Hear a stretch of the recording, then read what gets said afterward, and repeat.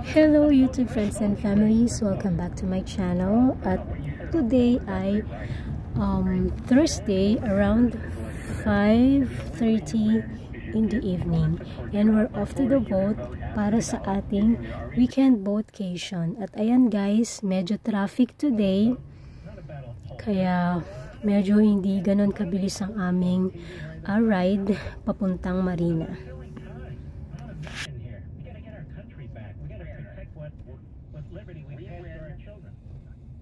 We win, they lose.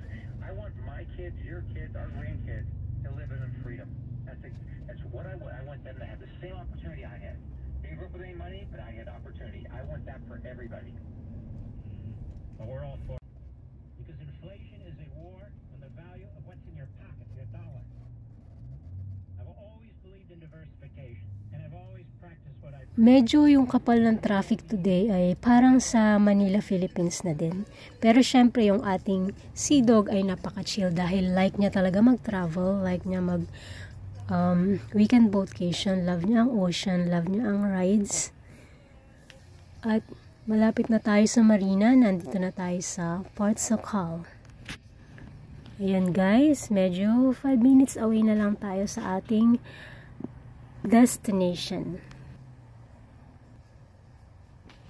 At syempre dahil dinala namin yung Boston Whaler today, ay kailangan muna natin siyang i-draft off sa ocean. At ito ay same process guys, kagaya ng mga nakikita nyo sa weekend boatcation video ko.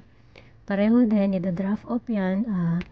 Ida-drive yung truck pabalik sa Marina, tapos magwa-walk back kami pabalik dito sa boat ramp para i-drive naman yung boat papunta sa aming dock or sa aming boat slip.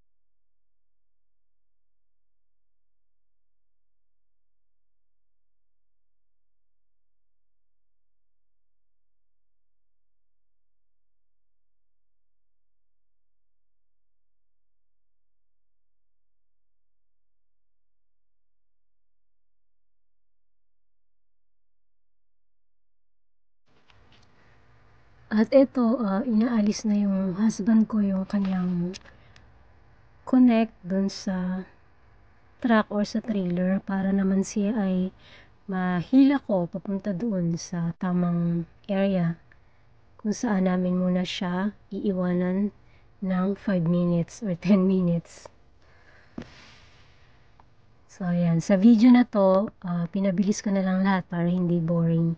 At nakikita nyo naman, parang bangkang papel lang yan guys. Paper boat.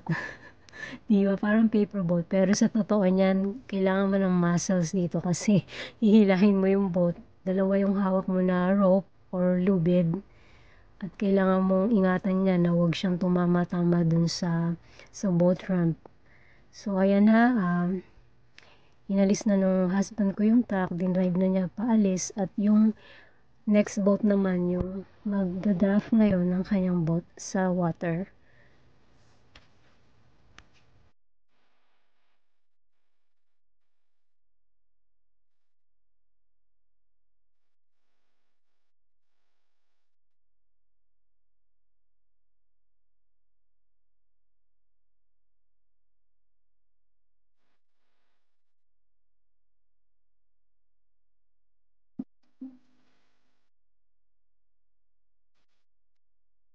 At before naming i-drive yung truck pabalik sa Marina, kailangan mo nang i-rinse yung trailer para maalis yung mga salt water and hindi siya mag-cause ng pagkakaroon ng crust or kalawang.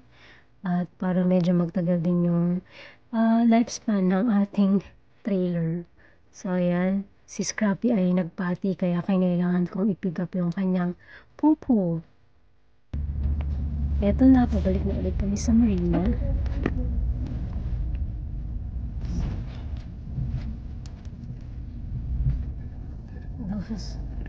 Guys, nagpatang. I think there was one Filipino. Oh, you got the front parking.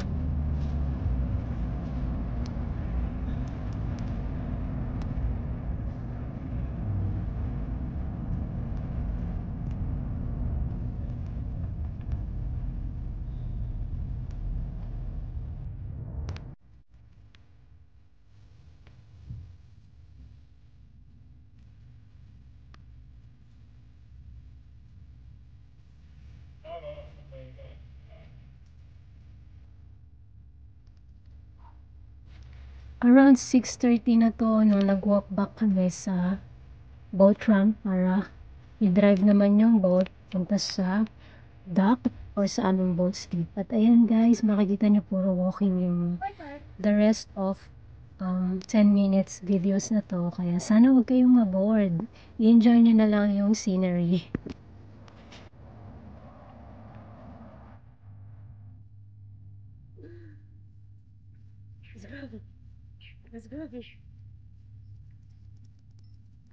Mas prefer ko yung ganito na mag-walking kami pabalik sa boat ramp para kuhanin yung boat kaysa sa ako yung mag-drive ng boat mag-isa papunta sa marina namin kasi parang in-enjoy ko na din yung bonding namin mag-ama ng asawa ko at saka yung aming si Scruffy. Ayan, kailangan din kasi ni Scruffy mag-walking para ma-maintain niya yung kanyang health balance. At enjoy niya din talaga kasi mag-walking, lalo na dito sa marina, very quiet at maganda yung paligid.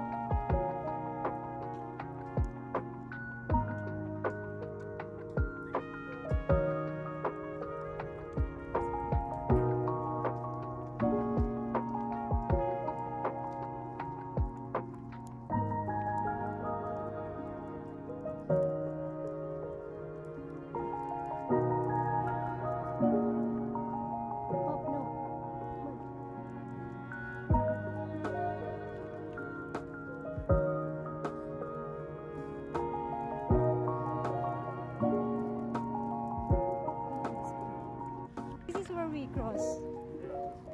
He knows. Oh, I know. You don't want to get eaten, dude. Oh, there's one right there. Oh yeah, raccoon. Oh, silverhead. We're getting closer to the team. Where are the fish game, guys? Fishing game. Fishing game, right?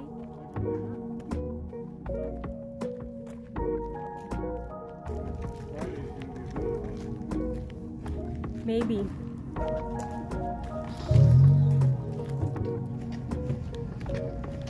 You mentioned Gosh, dude. is that things? Come on. It's okay. Oh my goodness. Come on. Come on. South. Good boy.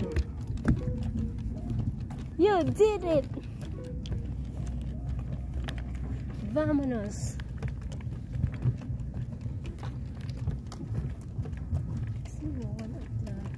But I don't like it.